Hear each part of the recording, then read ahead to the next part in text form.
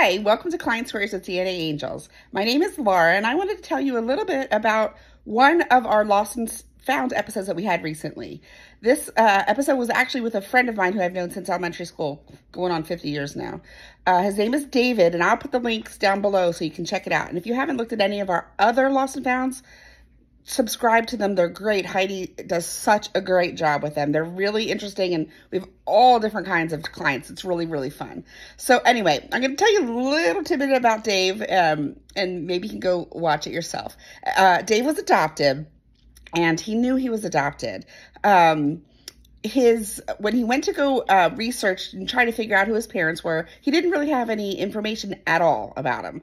He did a 23andMe test. From the 23andMe test, he had half siblings, and he found sisters.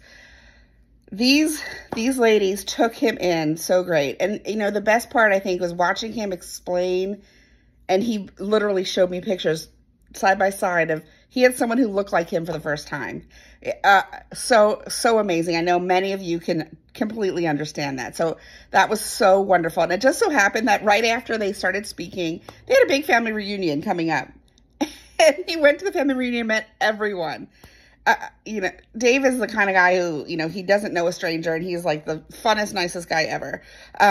So he went up there and met everyone, and he met his bio dad, and his bio dad had no idea who the mom was. And, you know, that's understandable in a lot of situations if he wasn't told about it. So anyway, he contacted me. He knew that I did this.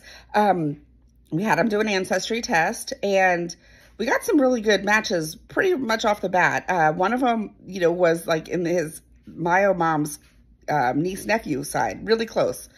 Tried reaching out to them. They haven't it's been years, and they haven't still gotten back to us. There were several different women who could have been his mom. And, you know, that's not something you want to be like, oh, just go asking around.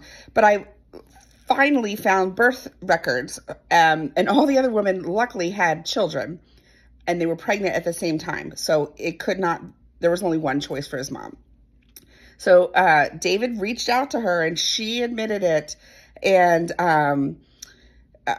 the sad thing is, he was a child of a black market ring of babies. So I'm sure you guys have heard about this. It's just horrible. These people really prey on these young mothers, and then they sell the babies, you know, up north. It's pretty common to sell the babies up in the Northeast or, you know, California. This ring is particular up north. It was a lot of Jewish and Italian heritage babies. So it ends up this woman, she lied to these girls. She said she was a lawyer. She wasn't a lawyer. Her husband was a lawyer, which I think that really puts her on the wrong side of the law, because he had to know about it. But it ends up that Dave and his sister were both adopted. And this woman lived in our neighborhood. I didn't know her, but like Dave knew her kids and everything, like totally creepy. And, you know, when you go back and look at all these news reports about her,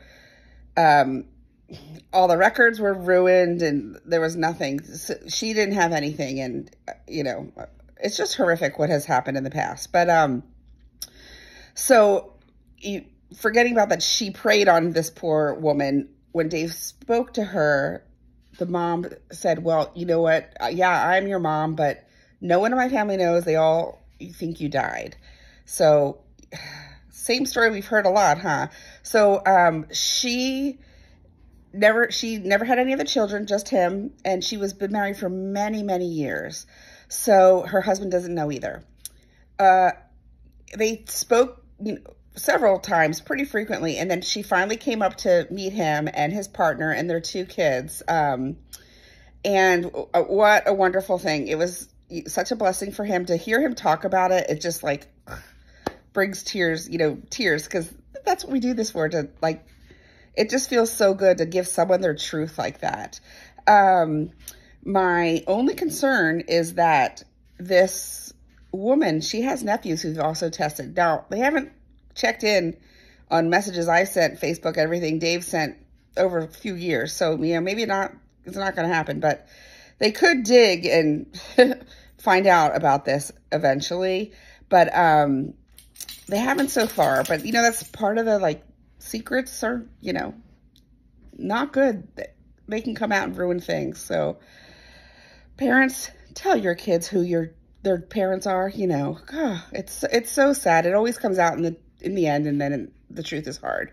But anyway, I just wanted to give you a little update, a little smidge of one of our stories, because maybe you haven't watched it yet. So again, the link will be below.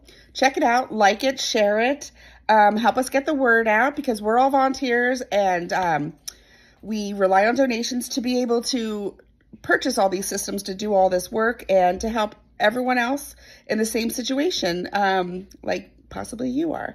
And if you know anyone who needs help identifying their biological parents, please let us know.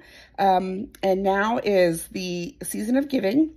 So even if you have like $1 you can spare, we'd really appreciate it. Again, it's just giving back to helping everyone else to find their answers. Until the next episode, we will talk to you then.